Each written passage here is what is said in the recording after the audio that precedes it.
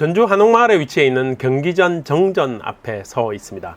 조선을 건국한 태조의 본향인 전주에 1410년 태조의 어진을 보관하기 위한 목적으로 경사스러운 터에 지은 궁궐이라는 뜻으로 세워진 이 경기전은 현존하는 유일한 태조의 어진이 모셔진 곳으로 잘 알려져 있습니다. 왕의 초상화를 직접 마주할 수 있는 아주 의미 있는 곳이죠. 오늘은 이 경기전을 시작으로 조선을 건국한 태조 이성계의 발자취를 따라 600년 전 그의 흔적을 따라가 보는 아주 의미 있고 특별한 여행을 해보려고 하는데요. 이 경기전에서 만날 수 있는 태조의 어진 앞에서 그 여행의 대장정을 시작해 볼까 합니다. 자, 그럼 지금부터 출발해 볼까요?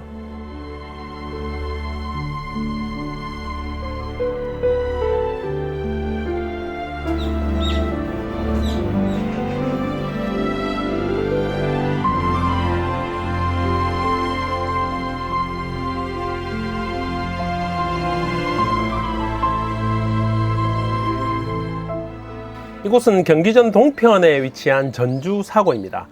조선왕조실록이 보관되었던 아주 중요한 곳인데요. 조선 초기에 사사고 체제로 운영되었던 4개의 사고 중에 임진왜란 중 유일하게 이 전주사고본만 온전하게 지켜낼 수 있었다고 하는데요. 그 역사적 의미가 아주 크다고 할 수 있는데 경기전을 찾으시면 꼭 빼놓지 말고 찾아봐야 할 장소가 아닌가 생각됩니다.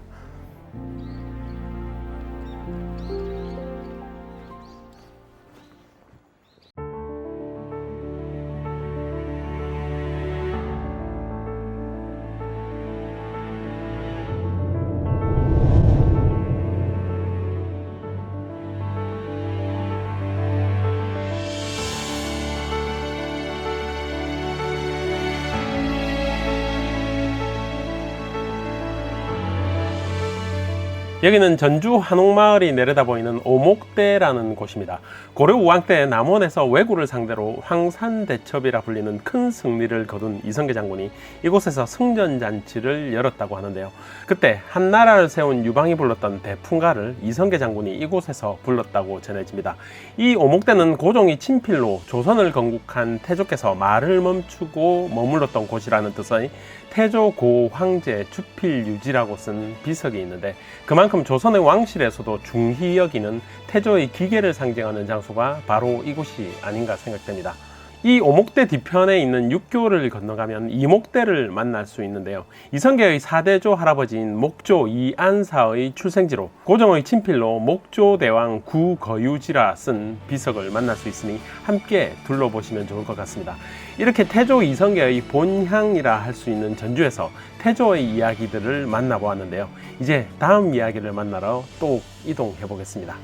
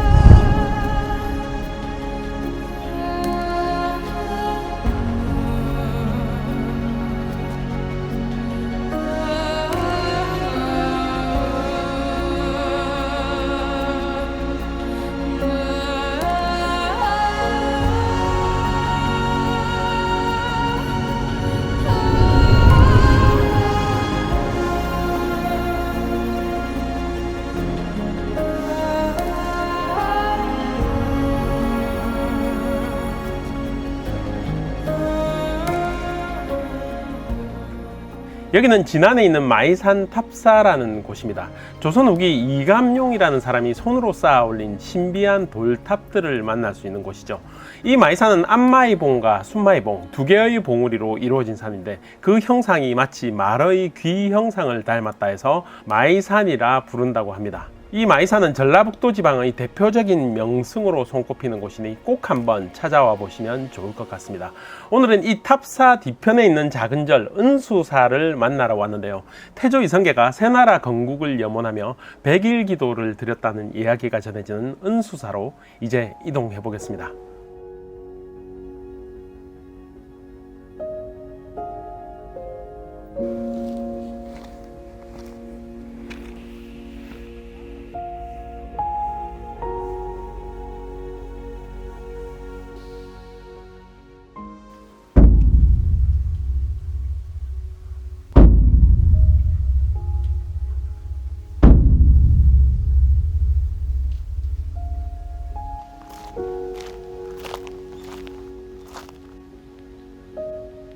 이 은수사는 이성계가 왕이 되기 전 백일기도를 드렸던 장소로 잘 알려져 있는데요. 그 기도 중에 마신 샘물이 마치 은같이 맑았다 해서 은수사라 불렀다고 합니다. 기도를 마친 후 그 증표로 씨앗을 심었는데 그 나무가 바로 이 청배실 나무인데요. 600년 수령이 넘는 이 배나무는 아직도 봄이 되면 백꽃을 활짝 피워낸다고 합니다. 자, 이제 다음 장소로 또 이동해 보겠습니다.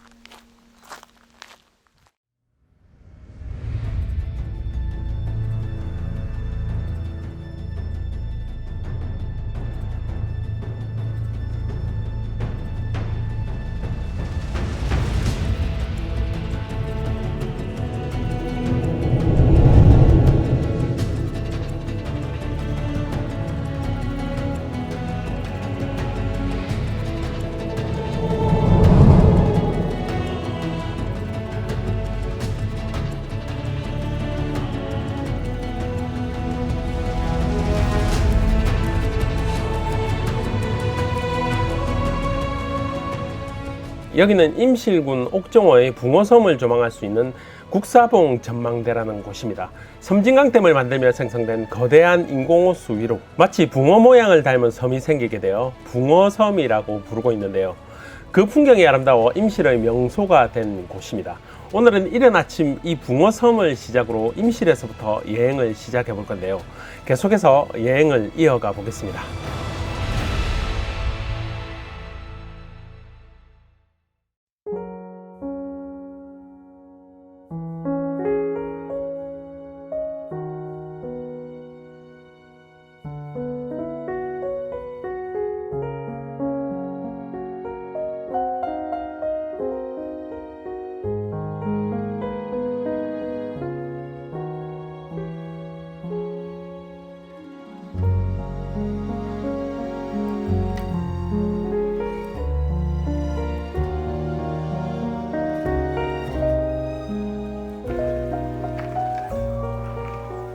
이성계가 하늘로부터 왕이 된다는 계시를 귀로 들은 곳이라 해서 상이암이라고 불리는 곳입니다.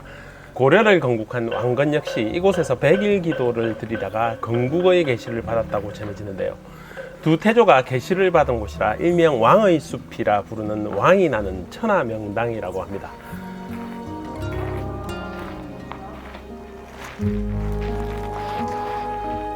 삼청동, 이성계가 이곳에서 치성을 드린 후 몸과 입과 마음의 청정을 얻은 곳이라 해서 이 삼청동이라는 글을 새겼다고 합니다.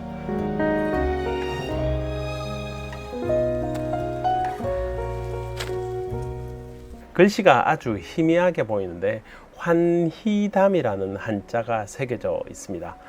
이 환희담은 고려를 건국한 왕건이 여기서 기도를 드리다가 계시를 받게 되자 그 기쁜 마음을 이 돌에 새겼다고 합니다. 자, 다음 코스로 또 이동해 볼까요?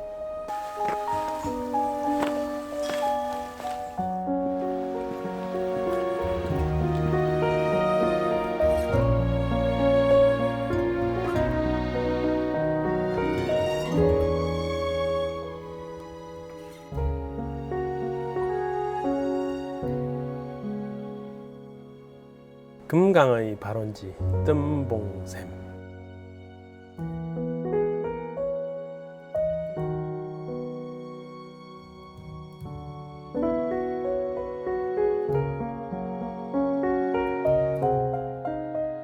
여기는 전라북도 장수에 위치한 금강이 시작되는 작은 샘, 뜸봉샘입니다. 이성계가 왕이 되기 전 이 신무산이라는 곳에서 백일기도를 드리던 중 봉황이 무지개를 타고 하늘로 날아가는 모습을 보고 그 봉황이 뜬 자리에 와보니 이 옹달샘이 있어서 뜸봉샘이라 부르게 되었다고 하는데요. 이성계의 전설과 함께 금강의 발원지라는 의미가 있는 곳이라 장수를 찾으시면 꼭 한번 찾아와 보시면 좋을 것 같습니다.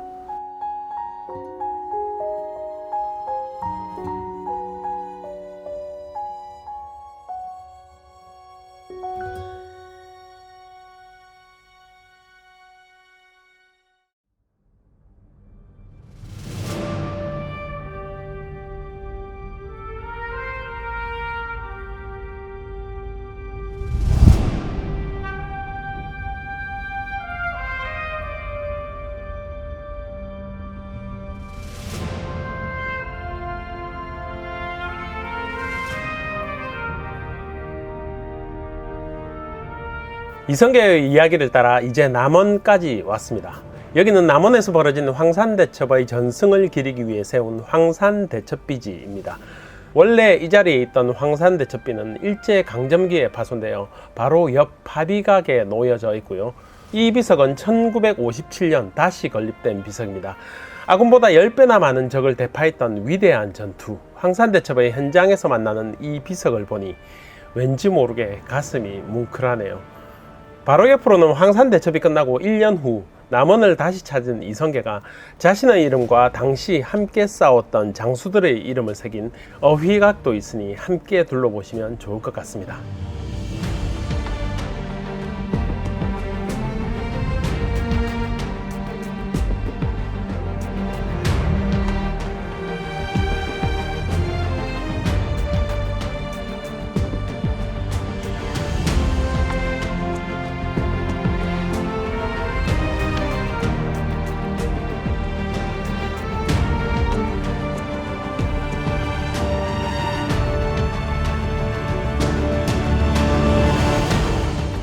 여기는 황산대첩의 전설이 깃든 피바위입니다.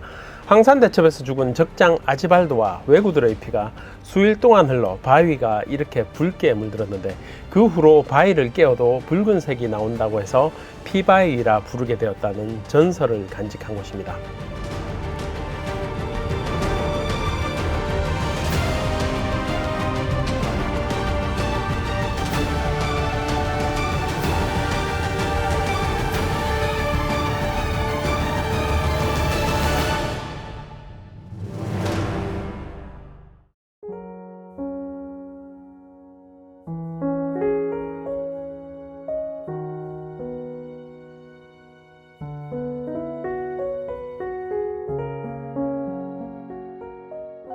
여기는 여원치 마해불상이라는 곳입니다. 이성계의 꿈에 한 노파가 나타나 황산 전투에서 크게 승리할 것이라는 것을 예언했는데 그 노파에게 감사하기 위해 이 불상을 만들었다는 흥미있는 전설이 전해지고 있는 곳입니다.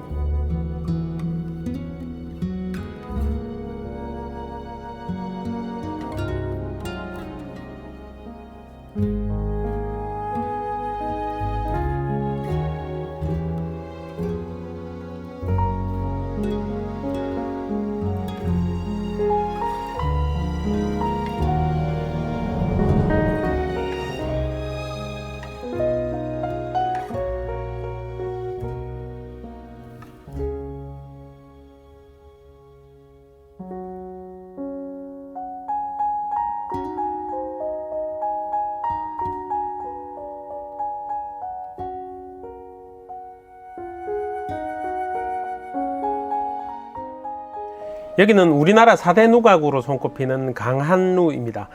남원에 오면 꼭 한번 찾아봐야 하는 명승지라 긴 여정의 끝에 잠시 들러봤습니다. 왠지 마음이 평온해지는 기분이 드네요. 이번 여행은 전주에서부터 시작해 진안, 임실, 장수, 남원까지의 긴 여정으로 조선을 건국한 태조 이성계의 이야기를 따라 전라북도 일대를 여행해 보았는데요. 뭔가 왕의 기운을 받으며 여행하는 느낌이었습니다. 제 개인적으로도 새로운 이야기와 새로운 역사를 알게 되고 또 많은 것들을 느꼈던 특별한 여행이었는데요. 여러분들은 어떠셨는지 모르겠네요. 오늘 여행은 여기서 마치고 다음 여행에서 또 뵙겠습니다. 안녕.